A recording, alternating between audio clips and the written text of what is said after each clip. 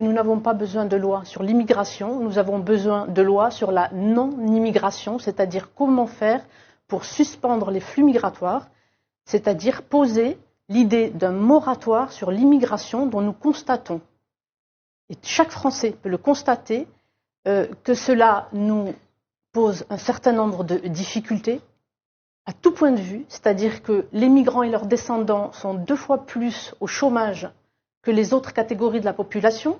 Nous constatons que l'intégration culturelle a lamentablement échoué et chaque jour nous en fait la démonstration, y compris ce qui se passe à l'école. Nous constatons que la France décroche en termes de puissance économique et si l'on met en regard l'augmentation des flux migratoires sous les 40 dernières années et tous ceux qui nous disaient que ça participerait à l'essor économique de la France, on voit qu'en parallèle, la France décroche. Et la dernière chose en date, c'est le fait que le président Emmanuel Macron dit que la moitié des faits délictueux, des faits de délinquance, sont imputables à des personnes étrangères. Il parlait de Paris.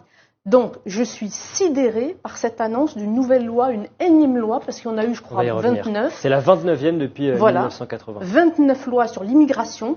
Et lorsqu'on se remémore ce que disait à l'époque, devant la représentation nationale, Michel Rocard, Premier ministre, il disait que la France n'était plus une terre d'immigration et que nous ne pouvions plus continuer avec l'immigration, car cela, disait-il, mettait en danger la cohésion sociale et nationale. Donc, que cherche le gouvernement? Je ne comprends pas, c'est incompréhensible et c'est aussi inacceptable. Les Français sont majoritairement opposés à l'immigration. C'est le cas dans d'autres pays européens. Nous avons des pays de l'Europe du Nord qui prennent des initiatives pour respecter ce que ressentent leurs populations. Et nous, en France, on fait tout l'inverse. Donc pour moi, de toute façon, que ce soit ce sujet ou d'autres, c'est une évidence, il y a une inflation législative et les lois ne sont de toute façon même pas appliquées. Mais là, sur cette question de l'immigration, c'est proprement surréaliste. Nous avons plusieurs millions de chômeurs en France. Pourquoi ne pas chercher à les remettre sur le marché de l'emploi? Parce que lorsqu'on entend le ministre Gérald Darmanin parler, il nous parle de travaux qui sont accessibles moyennant une très courte formation. 1/5 des travaux des étrangers, c'est pour du travail à la maison, de l'accompagnement. Donc c'est sidérant, c'est vraiment, je le répète, incompréhensible. Le fait que depuis maintenant 30 ans, on régularise régulièrement les illégaux.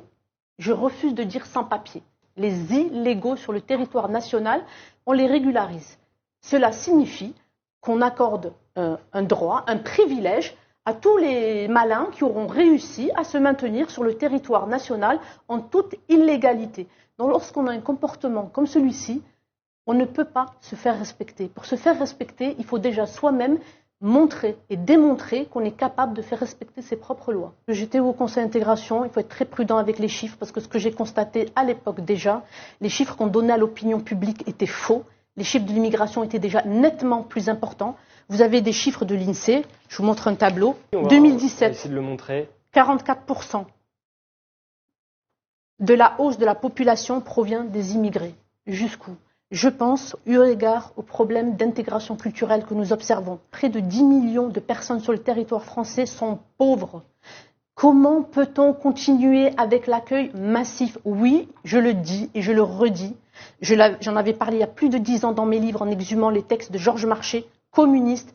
Il faut arrêter l'immigration, il faut suspendre l'immigration le temps que nous essayons de régler les problèmes qui sont face à nous et qui sont des problèmes extrêmement préoccupants.